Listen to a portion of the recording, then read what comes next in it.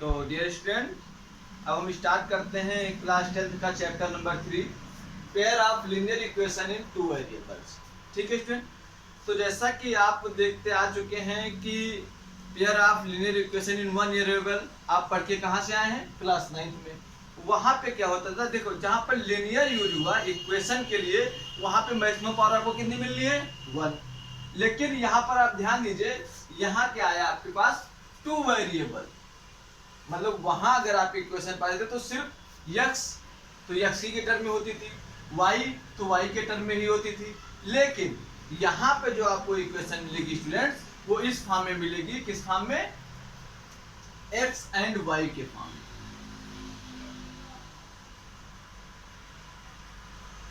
x y हो सकती है, a b हो सकती है।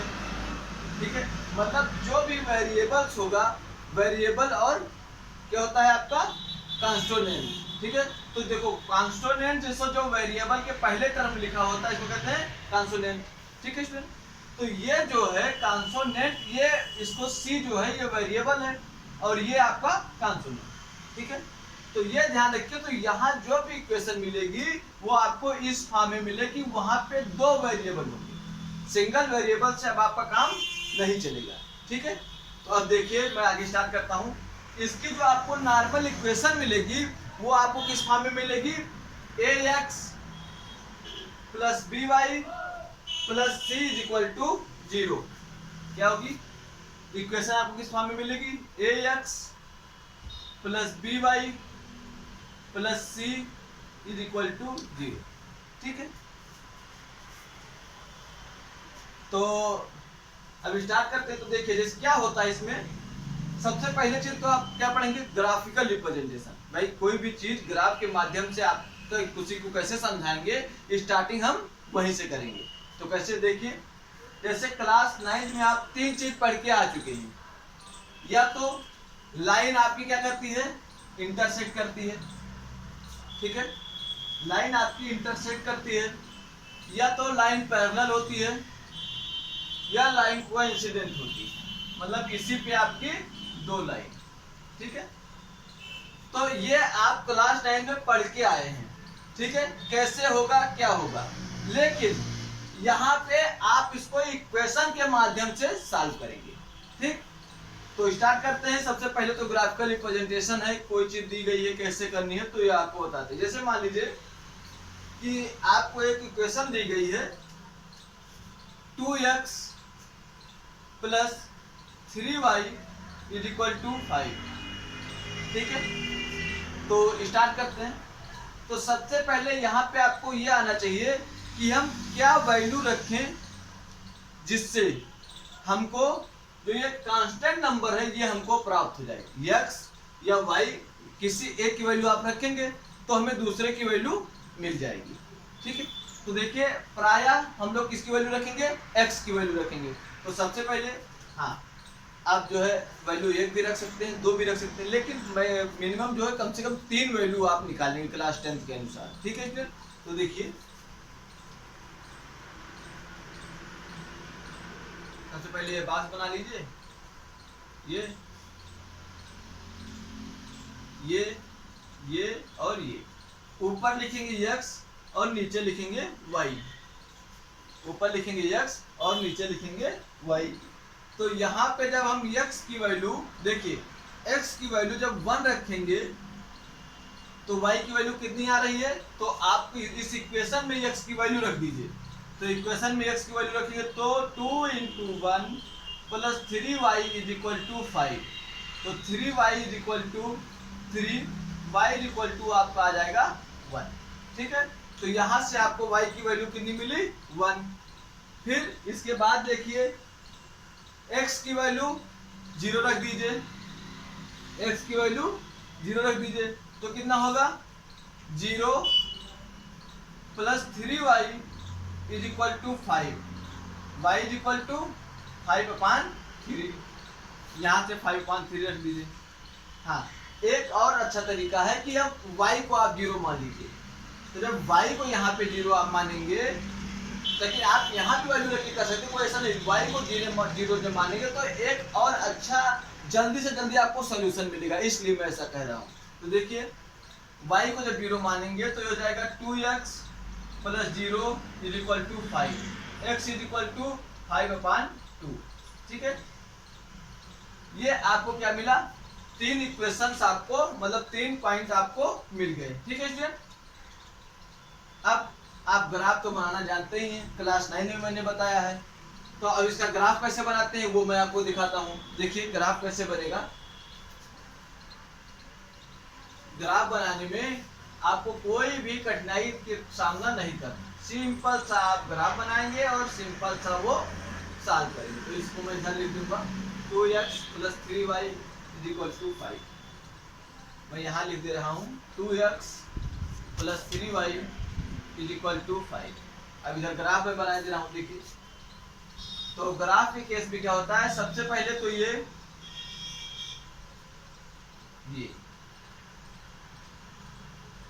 और इसको इधर मान लीजिए आपने माइनस में भी वैल्यू ली है तब भी आप इसको इधर दिखाइए। ये है x, ये है x डैश, ये है y और ये है y डैश। ठीक है सर, तो स्टार्ट करते हैं। तो यहाँ पे मान लीजिए आपका है 1, ये है 2, ये है 3, ये है 4 और ये है 5। हाँ, इधर क्या होगा, -1, -2, -3। फिर ऊपर जब चलेंगे तो +1 2 3 4,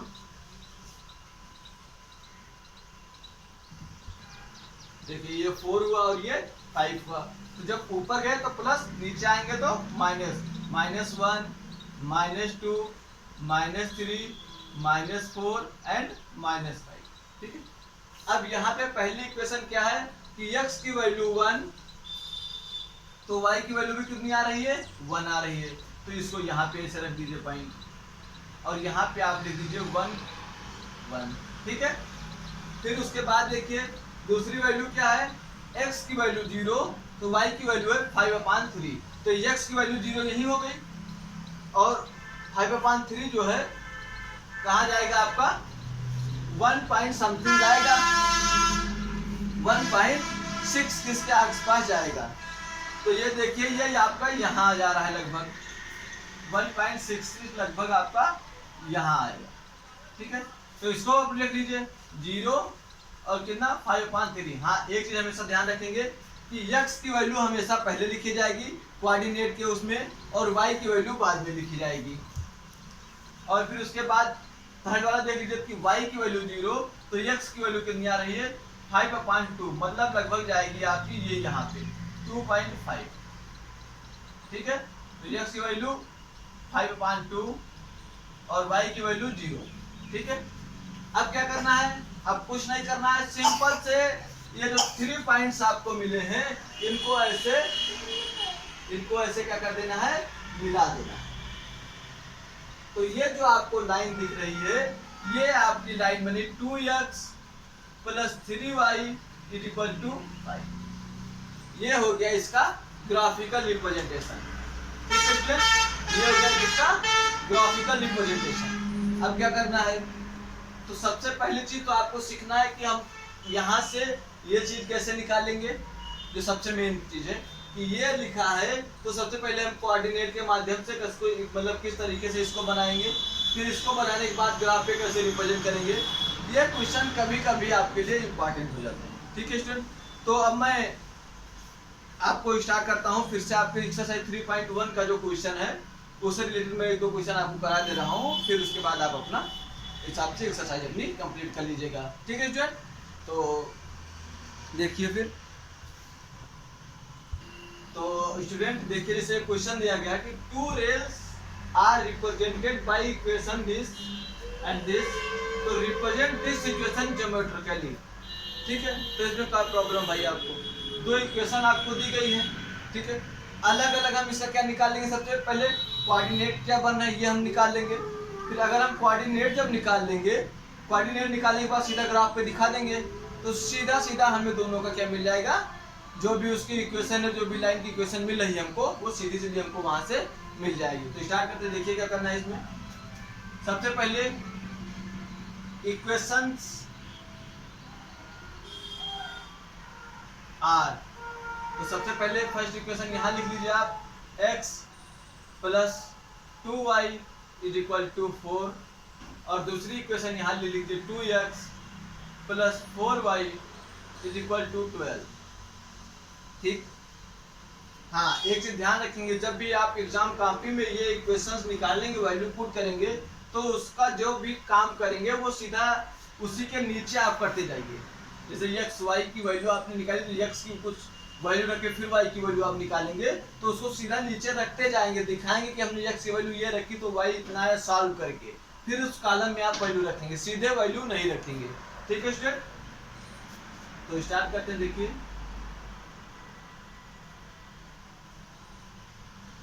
दो वैल्यू इस बार रखते हैं, देखिए क्या होता है।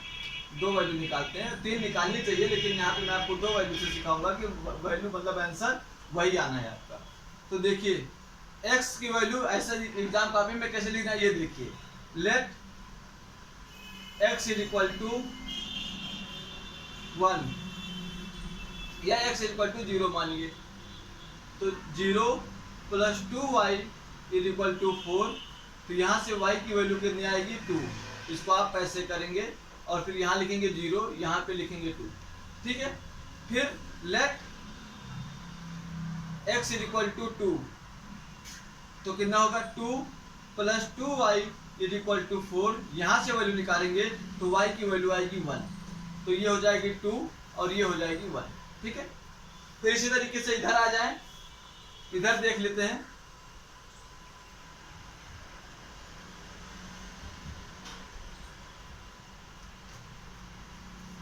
ये है आपका x, ये है y। तो लेट यहाँ पे मानिए x इज इक्वल टू हमने मान लिया 0,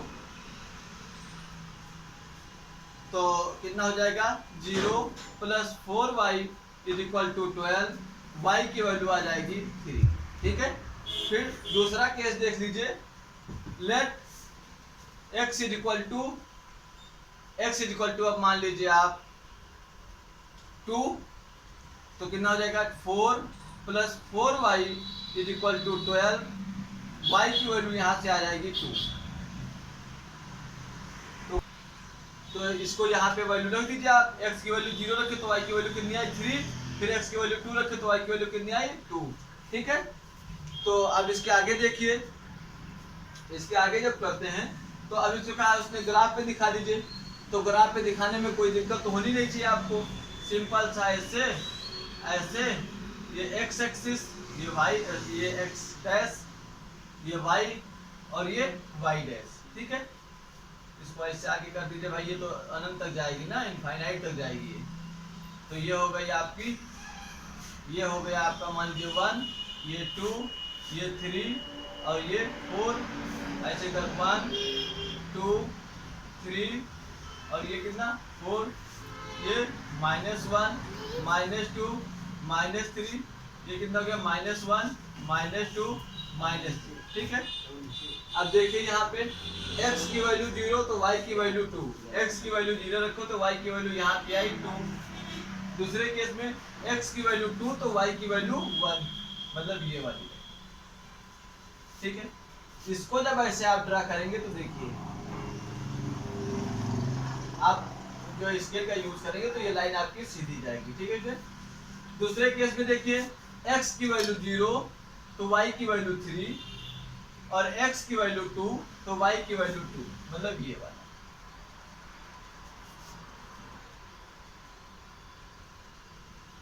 देखिए आपकी लाइन लगभग पैरेलल जा रही है। तो देखिए इस तरीके से आप अगर कितने भी इक्वेशन दी हो इन वन वेरिएबल में, मतलब 2 वेरिएबल में, तो आप इजीली उसको बना सकते हैं। ठीक है, अभी आप कुछ टाइम के बाद पढ़ेंगे कि जो लाइन की इक्वेशन होती है वो होती है ax plus by plus c is equal to 0, equation of line. तो ये आप पढ़ेंगे क्लास 11th में। ठीक है स्टूडेंट, तो आप इसको कॉपी कर लीजिए, फिर मैं एक क्वेश्चन आपको और करा दे रहा हूँ, फिर आप अपनी एक्सरसाइज कंप्लीट करिए। तो स्टूडेंट, जिससे अभी ये देखिए 10th क्लास की मैं एनसीईआरटी लिए हुआ हूँ, इसमें देखिए क्वेश्चन है आपका linear equation in 2 variable, exercise 3.1 का क्वेश्चन पहला मैं बता दे रहा हूँ आपको, क्योंकि ये लैंग्वेज के क्वेश्चन हैं। तो इसमें लैंग्वेज के क्वेश्चन में मेन ये होता है कि आप इक्वेशन कैसे बनाएंगे। तो मैं वही आपको पढ़ के फिर उसको समझा दे रहा हूँ। बाकी 2 क्वेश्चन आप अपने आप कर लीजिएगा। तो इसमें क्वेश्चन दिया गया है, आफ्ताब टेल्स हिज डॉटर, मतलब आफ्ताब अपनी लड़की से कहता है कि 7 year ago I was 7 times as old as you were then also 3 years from now I shall be 3 times as old as you will be. तो क्या दिक्कत है भाई, उसने सीधा सीधा कह दिया, हमको सारी चीज उसने दे दी। आप सही से देखिए।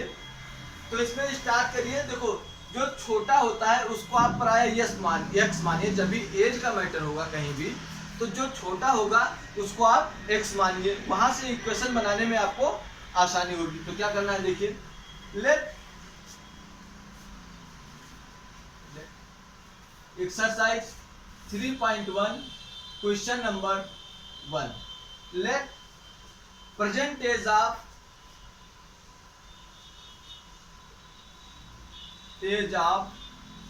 किसकी, आफ्ताब्स डॉटर, आफ्ताब्स डॉटर, आफ्ताब के लड़के की आपने प्रेजेंट एज मान ली एक्स, ठीक है। तो अब उसने क्या कहा है, 7 ईयर एगो, तो 7 ईयर एगो मतलब 7 साल पहले की बात है। एंड यहाँ एक और लिख लीजिए, present age of Aftab is equal to present age of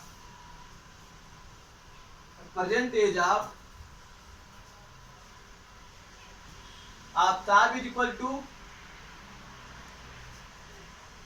इसको y मान लीजिए, ठीक है। प्रेजेंट एज ऑफ आफ्ताब आप y मान लीजिए। अब मैटर जो है उसको पहले लिखते जाए इक्वेशन में।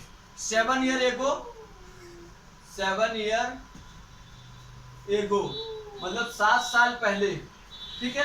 तो 7 साल पहले की बात है, तो ये कितना होगा, x माइनस 7, ठीक। ये भाई कितना हो जाएंगे, आफ्ताब की डॉटर का एज कितना हो जाएगा, x माइनस 7 ईयर का हो जाएगा।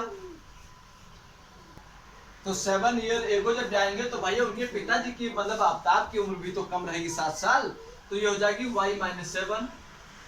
अब यहां से देखिए उसने क्या कहा है कि कितना, I was 7 times as old as you, मतलब आफ्ताब अपनी लड़की से कह रहे हैं कि मैं तुम्हारे 7 गुना था, कब, आज के 7 साल पहले।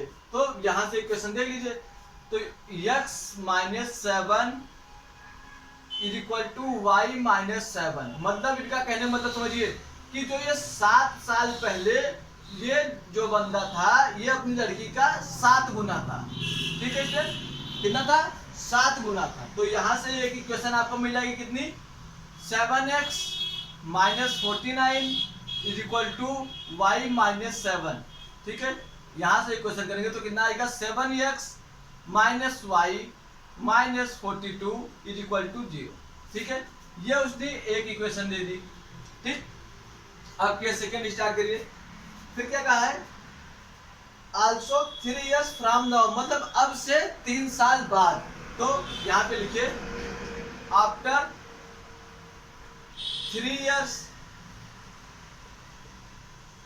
years आफ्ताब डॉटर एज कितनी हो जाएगी, आफ्ताब के डॉटर की उम्र हो जाएगी x प्लस 3, ठीक। और आफ्टर 3 years आफ्ताब की एज कितनी हो जाएगी, समझिए ये AD मतलब आफ्ताब की डॉटर है और A मतलब आफ्ताब है, जिनकी कितनी हो जाएगी y प्लस 3।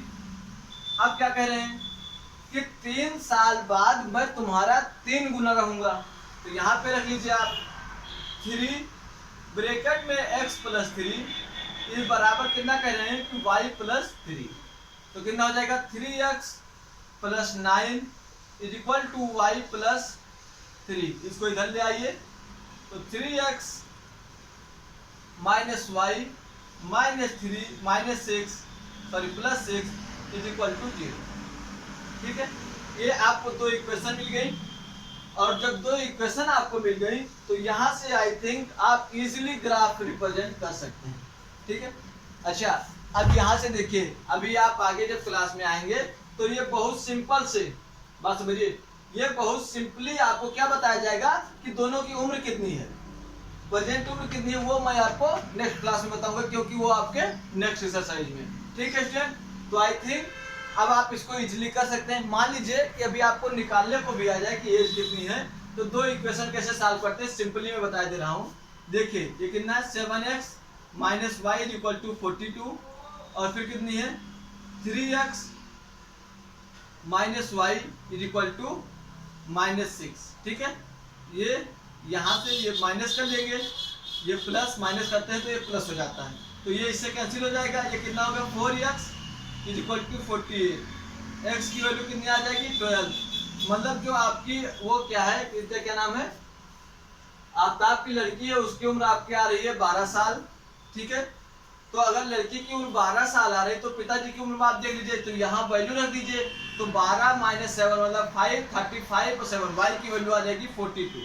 ये मैं आपको जल्दी जल्दी बता रहा हूँ क्योंकि अभी इस एक्सरसाइज में आपको इससे कोई मतलब नहीं। ठीक है स्टूडेंट, तो आई थिंक अब आप इसको इजीली कर लेंगे।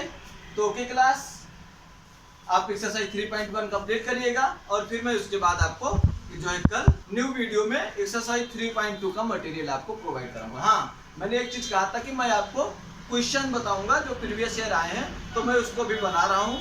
मैं ये सोच रहा हूँ कि जितने भी इंपॉर्टेंट क्वेश्चन जैसे मैं कल देख रहा था, तो वहाँ पे फर्स्ट चैप्टर से 70% टाइम्स तो आपका इरेशनलिटी प्रूव करने को आया है, तो इरेशनलिटी से मैं 2 क्वेश्चन बता दूंगा, मतलब ऐसे टॉपिक वाइज में 2-2, 4-4 क्वेश्चन आपको बता दूंगा। तो कल आपको 2 वीडियोस मिलेंगे। सबसे पहली बात तो एक्सरसाइज 3.2 का मटेरियल, और दूसरी बात प्रीवियस ईयर आए हुए क्वेश्चन भी आपको कल प्रोवाइड हो जाएंगे with solution. Okay class, thank you class.